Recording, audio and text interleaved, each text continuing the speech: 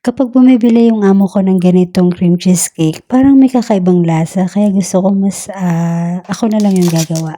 So ito yung brand ng cream cheese na ginamit ko ngayon, pero mas masarap yung sa Russian store.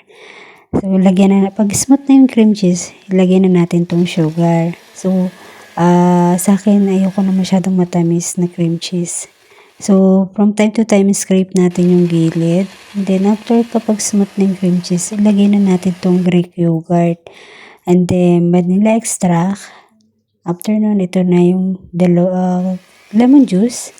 At saka itong dalawang itlog. So, one by one lang muna. And then, huwag din nating overmix yung ating cream cheese. Magkikreate kasi ng maraming bubbles ito kapag overmix. And then, para siyang magiging spongy na kapag binake mo, uumbok siya. And then, kapag lumabig, biglang babagsak sa gitna. And sometimes, nagka-crack sa gitna. Nagka-crack siya kapag overmix din. Kaya, mas maganda, basta i-mix lang natin until well combined na wala ng lumps.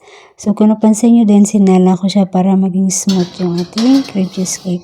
And then, nalimutan kong ilagay yung tubig. Mas maganda ay i-bake natin siya with water. And binake ko for about 170 degree in 45 minutes. And then, ilagay sa refrigerator overnight. And then, gagawa na lang ako ng on top na blueberry and cherry toppings na mabilis lang naman, sugar, lemon.